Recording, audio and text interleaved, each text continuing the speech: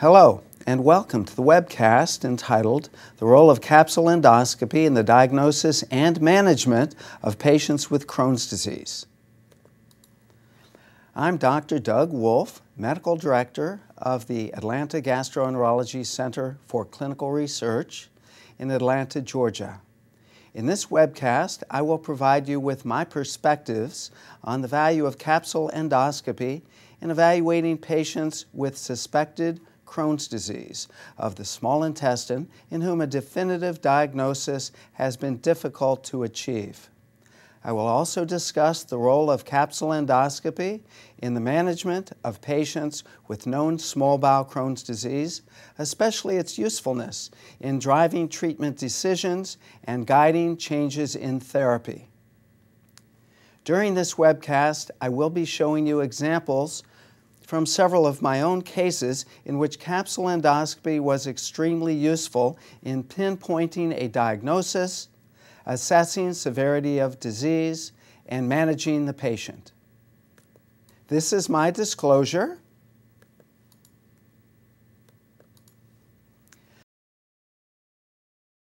Capsule endoscopy allows for direct, non-invasive visual examination of the gastrointestinal tract without discomfort or need for sedation.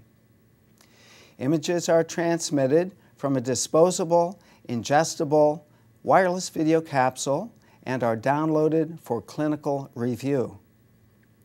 Capsule endoscopy has become the standard in the non-invasive evaluation of suspected diseases of the small bowel.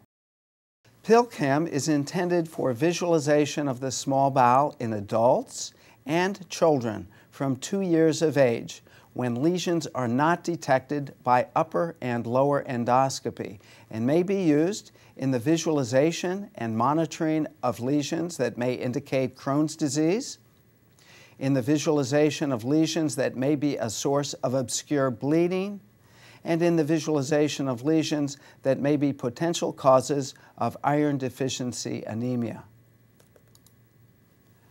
Contraindications for the PillCam include patients with known or suspected GI obstruction, stricture, or fistula based on the clinical picture or pre-procedure testing and profile. Patients with cardiac pacemakers or other implanted electromedical devices, and patients with swallowing disorders. The risks of PillCam include capsule retention, aspiration, or skin irritation. Endoscopic placement may present additional risks. Medical, endoscopic, or surgical intervention may be necessary to address any of these complications should they occur. After ingesting the PillCam and until it is excreted, patients should not be near any source of powerful electromagnetic fields, such as one created near an MRI device. About 1/3 of Crohn's disease patients have disease that is confined to the small intestine. When a patient with Crohn's disease has low disease activity and it is confined to the small intestine, conventional studies may fail to demonstrate the presence of Crohn's disease. Capsule endoscopy results can provide explanations for patient symptoms and a rationale for therapeutic decisions. Dr. Jonathan Layton has suggested that a comprehensive evaluation of the entire small bowel may be indicated to determine the extent and severity of Crohn's disease and to determine baseline disease activity to serve as a reference for monitoring disease progression. Colonoscopy with ileoscopy can miss Crohn's disease located proximal to the terminal ileum.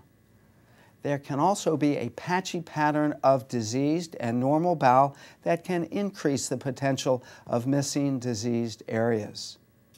Determining the extent and activity of Crohn's disease remains the cornerstone of its medical and surgical management.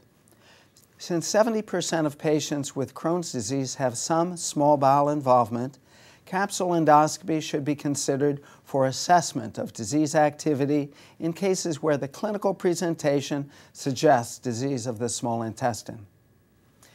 Dr. Gary Lichtenstein and others have shown that evidence of mucosal healing has been associated with better outcomes, such as decreased surgeries and hospitalizations in Crohn's disease, and capsule endoscopy is one new way to demonstrate this. Additional potential roles for capsule endoscopy include evaluating indeterminate colitis, documenting mucosal healing with medical therapy, and monitoring post-op prophylaxis. Now, how does one select appropriate patients for capsule endoscopy?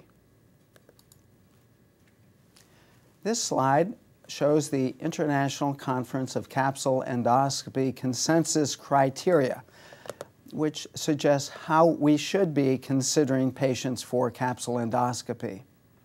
Patients with characteristic GI symptoms of Crohn's disease, with at least one symptom from column A and at least one criterion under sections B, C, or D, are good candidates and appropriate candidates for capsule studies. So in category A, we have either chronic abdominal pain, chronic diarrhea, significant weight loss, or growth failure. And if you have one of those, and in addition, either extraintestinal manifestations such as fever, arthralgias, pyoderma gangrenosum or erythema nodosum, aphthous stomatitis, perianal disease or fistula, or primary sclerosing cholangitis, then that suffices. Inflammatory markers that may count include the presence of iron deficiency anemia, the presence of thrombocytosis or leukocytosis, the presence of an elevated sed rate or CRP, hypoalbuminemia, positive IBD serology, or the presence of fecal markers such as lactoferrin, alpha-1 antitrypsin, calprotectin, hemocult positivity, or the presence of leukocytes in the stool on fecal smear. Additional criteria include the presence of abnormal but non-diagnostic imaging in the abdomen, such as a small bowel follow-through or CT scan, which is abnormal but not clearly representing Crohn's disease. This slide shows findings from a study by May, which showed that abdominal pain alone is not a good criterion for selecting a patient for capsule endoscopy. However, abdominal pain or diarrhea in conjunction with inflammatory markers such as sed rate, CRP, thrombocytosis, or leukocytosis increases the yield of capsule endoscopy with an odds ratio of 3.2. This is a retrospective study of patients undergoing capsule endoscopy for suspected Crohn's disease at a single site. Finding lesions at capsule endoscopy is the strongest predictor of identifying small bowel Crohn's disease and is additive to multiple clinical parameters including symptoms, laboratory, and imaging. When capsule endoscopy is used in conjunction with other clinical criteria of Crohn's disease, it leads to the highest levels of sensitivity, specificity, positive and negative predictive values. If one looks at this slide, on the top row, seeing lesions at capsule endoscopy, there's a 93% sensitivity, an 80% specificity, a 77% positive predictive value, and a 94% negative predictive value. And this is the best measure for Crohn's disease of any single test or criterion. But if you add the ICCE criteria to that, then as you see on the third row, that results in a 100% sensitivity and a 100% negative predictive value. If one looks at the fifth row, where there are symptoms plus extraintestinal manifestations and findings at capsule endoscopy, one sees that there's a 100% specificity and a 100% positive predictive value. So you can see that using capsule endoscopy findings in conjunction with some of these clinical parameters can lead to very good results in evaluating a Crohn's patient or a potential Crohn's patient. This slide shows the progression of capsule endoscopy findings in Crohn's disease. Going from top left to bottom right, there is a progression from focal aphthous ulcer to ulcer with subepithelial hemorrhage, seen in the left lower box, to a large ulcer with mucosal edema on the bottom right. So again, going right to left, top to bottom, progressive worsening of Crohn's findings. So let's look at a clinical case. A 64-year-old male referred for ulcerative colitis management. He had failed mesalamine therapy and had 10 non-bloody stools a day, as well as mild abdominal pain and no extraintestinal manifestations. Physical exam is unremarkable. Laboratory shows a hemoglobin of 11.5, a CRP of 10, and stool studies are normal. IBD serology was performed, and the patient was double ASCA positive, very suggestive of Crohn's disease. Colonoscopy showed mild continuous pancolitis and a normal terminal ileum and biopsy, therefore suggestive of ulcerative colitis. Additionally, colon biopsies were suggestive of ulcerative colitis. EGD was performed and was normal. CT enterography was obtained and showed moderate thickening of the non-terminal ileum with a totally normal appearing terminal ileum. So at this point, there was a diagnostic dilemma. Does this represent Crohn's disease, ulcerative colitis, or truly indeterminate colitis? So a PillCam study was performed, and this is a short segment of the ileum, initially revealing small ulcers and then deep longitudinal ulcers with edema and inflammation, characteristic of Crohn's disease. In this case, treatment was guided by the capsule endoscopy findings. Options for treatment of Crohn's disease were discussed with the patient because now he had a clear diagnosis, and 3 anti-TNF therapies were available to him, not just one. Additionally, he had been considering surgery, and a proctocolectomy and a J-pouch had been considered, but now with the diagnosis of Crohn's disease, this was out of the question. This is an algorithm for the evaluation of patients with suspected Crohn's disease of the small bowel. All patients should first undergo ileocolonoscopy.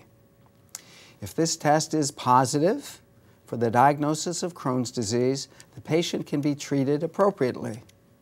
Capsule endoscopy in this situation is optional, but I use it frequently to fully assess the small bowel. In cases where ileocolonoscopy is negative or intubation of the terminal ileum has been unsuccessful and stricture or obstruction is not suspected, capsule endoscopy may be performed. In cases where there is a known or possible obstruction, the patency capsule should be used first. If no obstruction is found, capsule endoscopy may be performed. Where obstruction is detected by the patency capsule, the patient should not undergo capsule endoscopy. Diagnosis and treatment are guided by the above.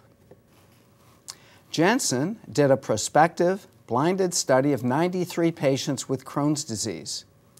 In diagnosing terminal ileal Crohn's disease, capsule endoscopy was 100% sensitive and 91% specific. Its sensitivity was higher than was CT enterography. Most importantly, capsule endoscopy has a 100% negative predictive value for detecting small bowel Crohn's disease.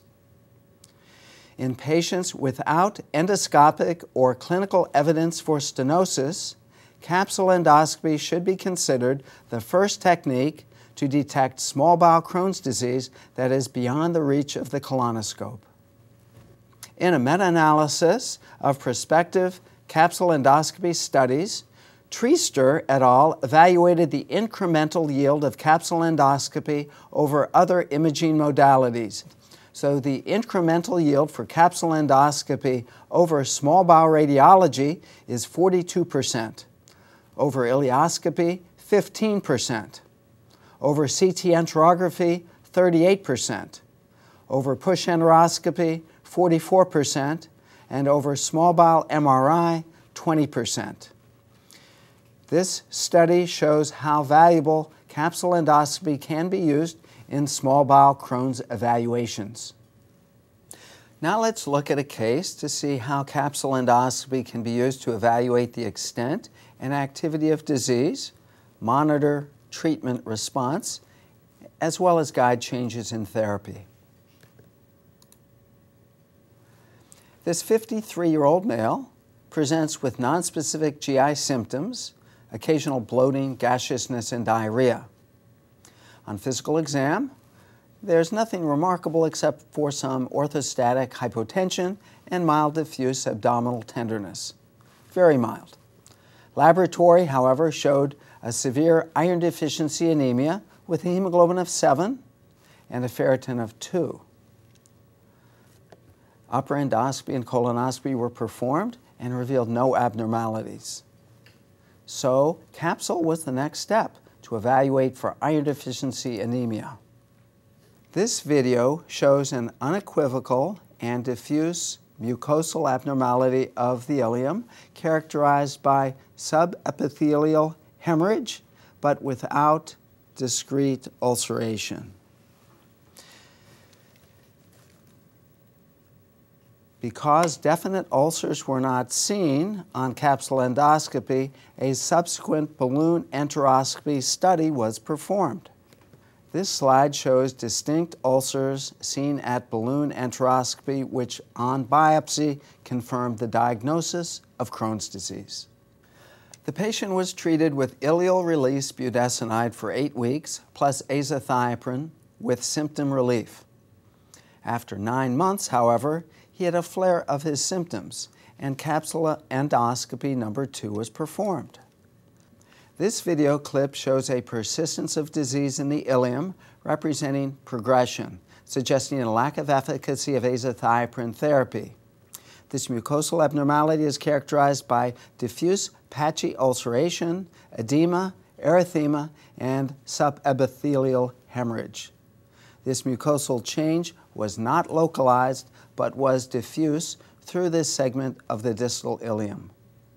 Biologic therapy was added to the patient's treatment regimen, resulting in prompt and sustained symptom relief. Capsule endoscopy number 3 was performed 1 year later to further monitor his response to therapy. This capsule endoscopy is essentially normal, representing complete resolution of the ulceration, edema, and inflammatory change. In this case, capsule endoscopy confirmed mucosal healing and the clinical impression that medical therapy had been completely effective and that no medication adjustments were needed at this point. This is an algorithm to assess patients with relapsing symptoms of Crohn's disease. First, history and physical are important and may be useful. Then, one may check standard labs, including things like CBC, SED rate, and CRP. Special lab testing may include blood levels of certain Crohn's disease medications and checking for drug antibody levels. Then, direct or indirect visualization of the small intestine can be performed using capsule endoscopy, ileocolonoscopy, or CT or MRI enterography. This is a pediatric study that looks at how capsule endoscopy can impact disease management.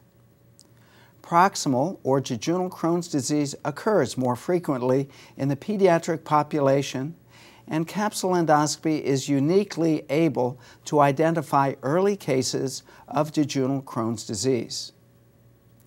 In this study, 17 of 21 patients had their treatment increased to the level of immunomodulator therapy or biologic therapy based on new findings at capsule endoscopy. Now let's look at how we might reduce the risk of capsule retention with the Agile patency capsule. In a prospective, blinded study of 93 patients undergoing capsule endoscopy, ileocolonoscopy, CT, and MRI, 25% of patients had a stricturing or penetrating disease pattern. Small bowel radiography before capsule endoscopy reduces the risk of retention to about 1%. In the above study, capsule endoscopy was contraindicated in 6 of 93 patients, or 6%. It's important to keep in mind that cross-sectional imaging rarely detects additional proximal stenosis, and not all strictures on imaging translates to a mechanically significant obstruction.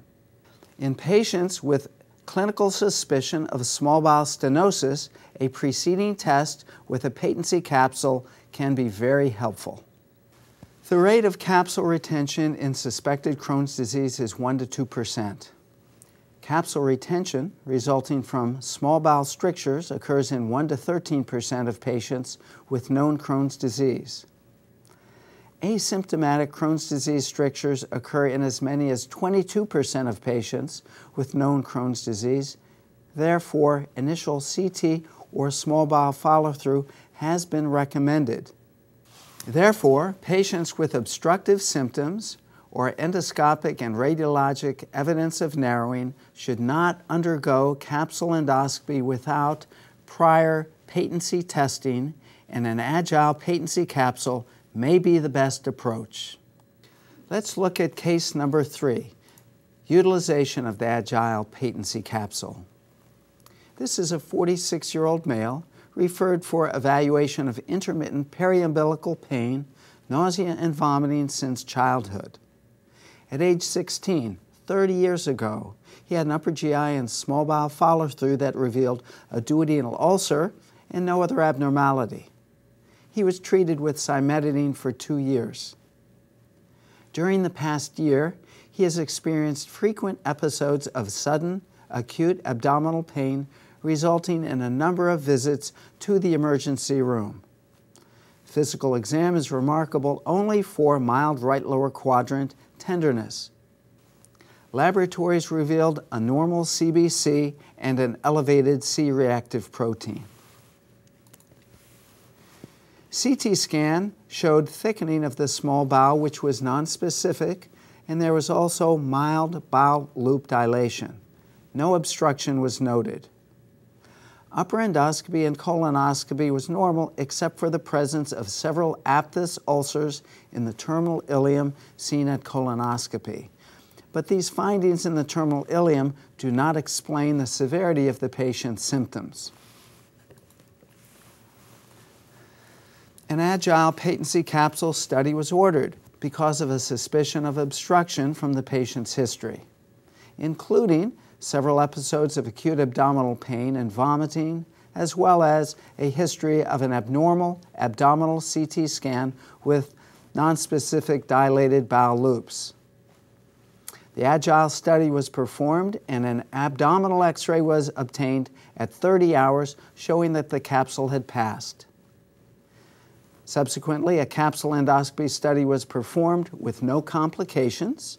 This video clip shows circumferential ulceration, diffuse edema, and inflammation causing some luminal narrowing, but it also allowed slow but successful capsule endoscopy passage. The Agile patency capsule was developed to reduce the risk of retention observed with capsule endoscopy. It is a non-invasive, dissolvable capsule developed to assess the functional patency of the small bowel to identify patients that can safely undergo capsule endoscopy. At 30 hours, the capsule begins to dissolve. 38% are dissolved by 35 hours. All are dissolved by 36 to 72 hours. The Agile Patency System is an accessory to the PillCam and is intended to verify adequate patency of the GI tract prior to the administration of the PillCam video capsule in patients with known or suspected strictures.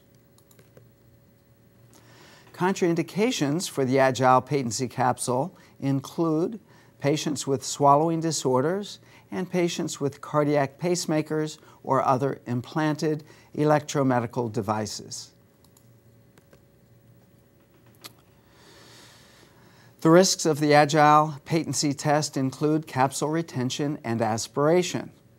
Endoscopic placement may present additional risks. Medical, endoscopic, or surgical intervention may be necessary to address any or all of these complications should they occur. After ingesting the Agile Patency capsule and until it is excreted, the patient should not be near any source of powerful electromagnetic fields, such as one created near an MRI device. Passage of an intact patency capsule does not preclude the presence of an intestinal stricture or other pathology. The Agile Patency capsule stays intact for a minimum of 30 hours post-ingestion.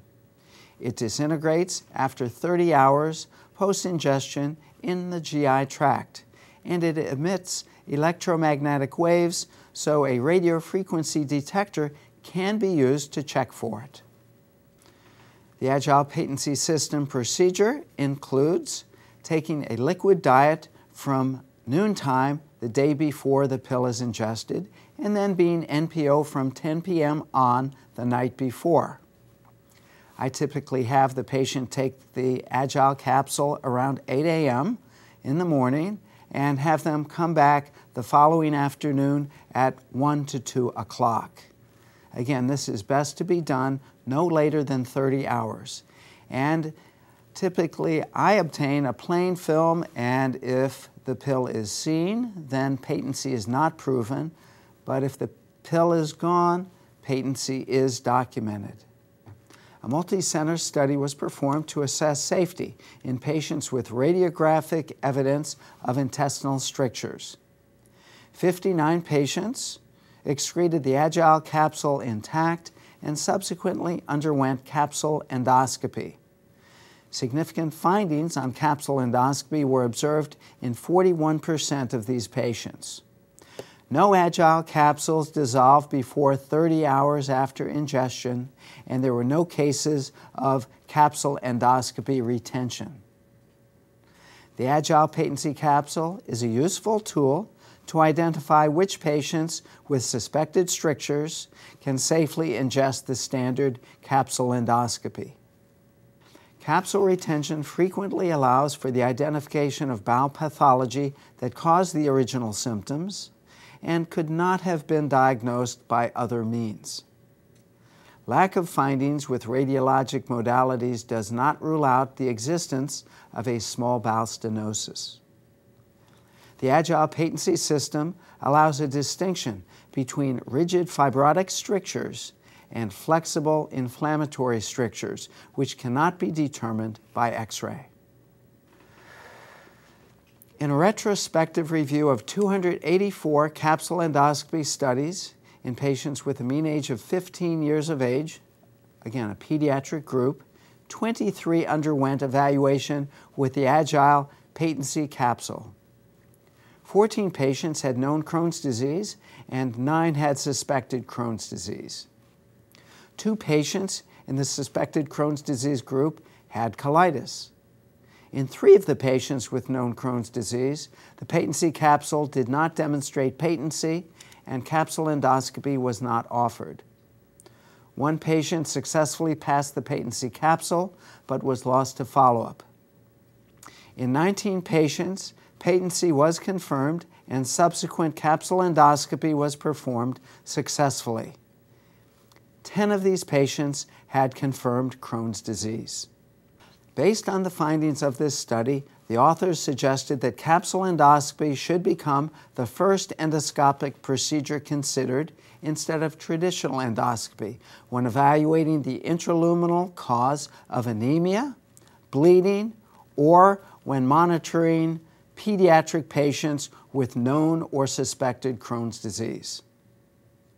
This experience with capsule endoscopy helped tailor optimal management of the disease and may have led to the high degree of capsule endoscopy use for the evaluation of pediatric patients with IBD. In conclusion, capsule endoscopy allows for direct, non-invasive visual examination of the GI tract.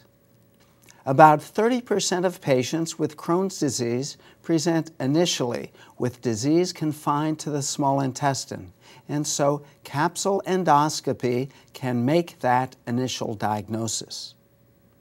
Additionally, 70% of patients with Crohn's disease have some small intestinal involvement.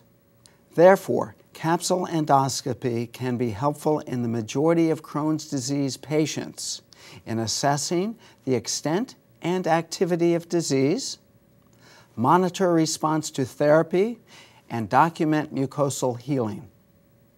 Capsule endoscopy has been shown to have a high sensitivity and specificity, as well as a high positive and negative predictive value for Crohn's disease lesions in the small intestine. Capsule endoscopy has the potential of impacting the medical management of patients with Crohn's disease of the small intestine by reclassifying indeterminate colitis and providing objective evidence of response to treatment. Capsule retention resulting from small bowel strictures occurs in 1 to 13% of patients with known Crohn's disease and in 1% to 2% of those with suspected Crohn's disease. The agile patency capsule was developed to reduce the risk of retention observed with capsule endoscopy by assessing the functional patency of the small bowel and to identify patients who can safely undergo capsule endoscopy.